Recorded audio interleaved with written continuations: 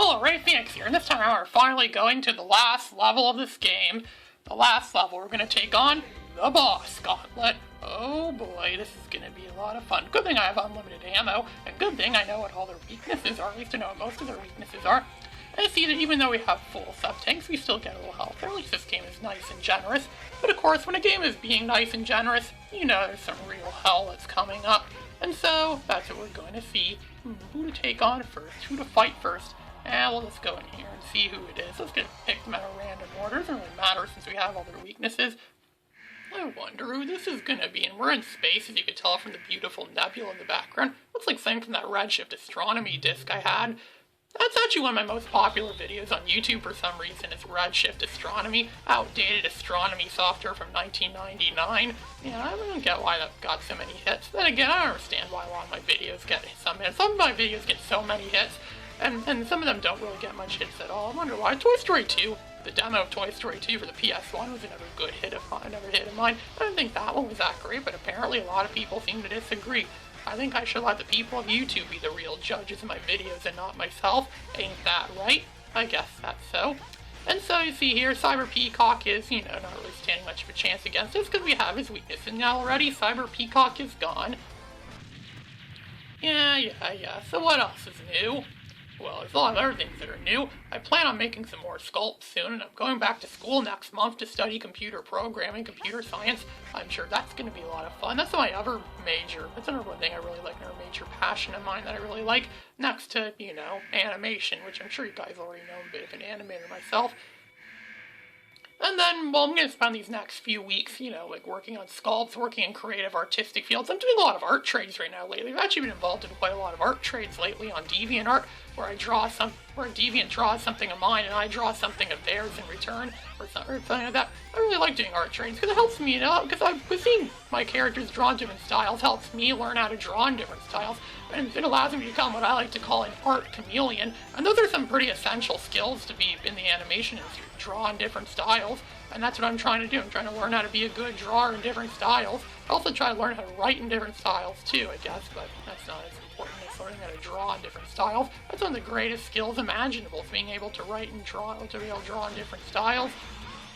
And the earweb spider is going to be cheating out. He's going to use his shielding on us. So yeah, I'm kind of yawning right now too, thinking, this is kind of dull and boring.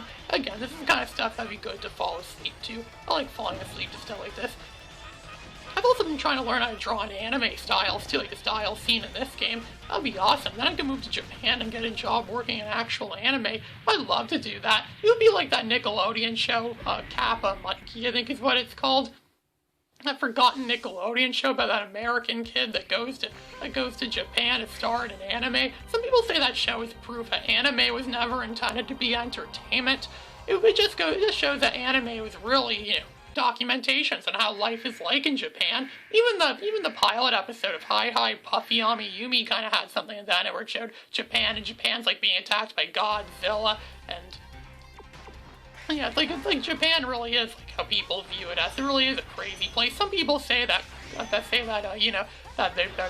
have some of the most ridiculous TV commercials, which is true. If you ever watch their TV commercials, they are quite ridiculous. A lot of them are. They have such bizarre senses of humor, but it's good to have a bizarre sense of humor. People seem to love it so much. Well, I think people like anime so much. Anime kind of is a sense of humor in itself. I mean, animes were intended to be funny, right? Sure, I don't know, maybe some of them might not be, but I don't know. Then again, some people say the same about Mickey Mouse. Mickey Mouse is intended to be funny, right? Well, not that very many people think Mickey Mouse is that comical. You're like, "Hi kids, I'm Mickey Mouse and I'm going to acquire your franchise." Yeah, it's not going to be funny someday far in the future when Disney owns everything, and then anything you put on YouTube or anywhere is going to get a copyright claim from Disney. That's going to change in 95 years from now, and pretty much everything that's copyrighted now is not going to be copyrighted anymore. It's going to be free in the public domain. This is actually quite an interesting time to be alive right now, because a lot of interesting works are getting into the public domain. Just almost 2 years ago, Felix the Cat entered the public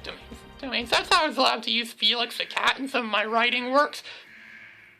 I'm pretty soon the Foxy Fox, from that Merry Melodies cartoon I talk about a lot, Foxy Fox, he's that 30s cop that's like, one more time, he took the trash can, he bashed a female hippo for going over the speed limit, but then someone else is playing with a gun, and he just gave him a gentle tap on the shoulder, and it's like, don't do that again. That's police brutality. Yeah, I think he's gonna become like public domain around 2027 or sometime like that. And then there's also Popeye. He's going to become public domain in a few years from now, too. I look forward to that, so I can start using Popeye in some of my works. I can't do very good Popeye imitations, though. I'm kind of suck at doing imitations in general. Just the other day, I tried doing Pee Wee Herman imitations, and people found out I suck at doing Pee Wee Herman imitations in a matter of seconds. Like, hey guys, I'm Barry Herman. I pity the fool. I gave Mr. D breakfast cereal. Yeah, that's not that good. I don't do very good Pee Wee Herman imitations. I think one of Pee Wee Herman's greatest acting roles was his role in the second Cheech and Chong movie when he was the hotel, the guy working at the hotel. That was fun. You should watch that scene from Cheech and Chong's second movie when they're at the hotel and Pee Wee Herman works there. That's so funny. That's one of the funniest things Pee Wee ever did. I also really like Pee Wee Herman's movie, Pee Wee's Big Adventure. That was a really good movie. I really laughed a lot at that movie. Why don't you take a picture? It will last longer. I know you are, but what am I? You should really put Pee Wee Herman in video games. I bet Pee Wee Herman would be an awesome video game star. He'd probably make a better video game star than Mr. Bean, because believe it or not, they actually did make a Mr. Bean video game. It was based on his animated series, and it actually isn't that great of a game. It actually kind of sucks, actually. It's very pointless. I was watching that YouTuber, Tori Dory. She just recently left YouTube. I watched her play that game, and she said that Mr. Bean's one of the greatest things to come out of the United Kingdom. And I said, I think the greatest things that came out of the United Kingdom were Wallace and Gromit, the Beatles, and the Star Spangled Banner. Those are the greatest things that came from the UK. Yeah, Tori Dory just recently left YouTube. That was kind of a shame. I really liked watching her videos, but I know she has other ideas in mind. And then I left a comment on that post of hers on YouTube, and I said, due to the end of civilization, Tori Dory now leaves YouTube. We hope you've enjoyed her videos, but more importantly, we hope you enjoyed life. It's supposed to be a parody of that scene from Gremlins 2, when what's his name, when Mr. Clamp puts that VHS tape in the machine to air, and it's because of the end of civilization, the Clamp Cable Network now leaves the air. We hope you've enjoyed our programming, but more importantly, we hope you've enjoyed life. I think it was NBC or some studio like that in real life. Actually has a tape like that somewhere that they plan on airing on their TV. For when NBC goes off the air, whatever station goes off the air in the future, they're going to air that tape. They're going to air that. That's pretty much going to say, because of the end of civilization, the network now leaves the air, implying that civilization is going to end, and that's why the network is going to leave the air. Yeah, I wonder when that's going to be. Who knows? It might even be in, like, I don't know, maybe a few years from now, or 10 years from now. Who knows how much more time mankind has left to exist.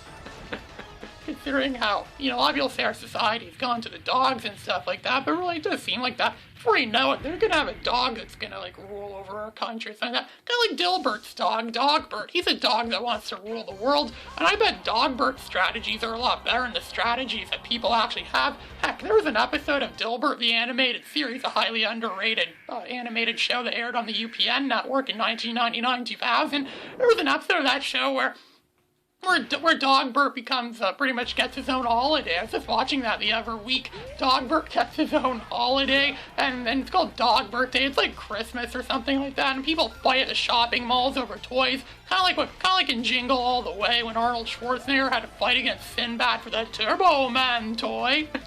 That was funny. I love that movie, Jingle All the Way. It's one of my favorites.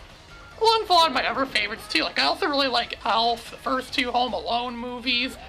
What else? Oh, my favorite Christmas movie ever is It's a Very Merry Muppet Christmas Movie. It's really just a parody of the 1946 movie It's a Wonderful Life. And there's a part where Kermit the Frog wishes he'd never been born. Yeah, that was a pretty good movie. I really laughed. It was pretty much 2002, the movie. It's filled with so many cultural references and gadgets and gizmos and things that were big and popular in good old 2002. Yeah, I love 2002. It's one of my favorite years ever. I remember when I'd go to like the stores, and I'd go to the tech store, and there'd be like these cool calculator things that look like what futuristic was considered for 2002. They'd have computers there. They would have like, they'd have like cool game systems. They'd have Star Wars toys there, because Star Wars Attack of the Clones came out that year, and it was like it was one of the biggest movies ever. Believe it or not, Attack of the Clones actually, it was the only Star Wars movie at the time that didn't make it to #1 at the box office, because it was defeated by Spider-Man and Lord of the Rings, The Two Towers. I don't really care much for Lord of the Rings. It's just 3 movies of people walking. The first movie was just walking, the second, more walking, the third, walking.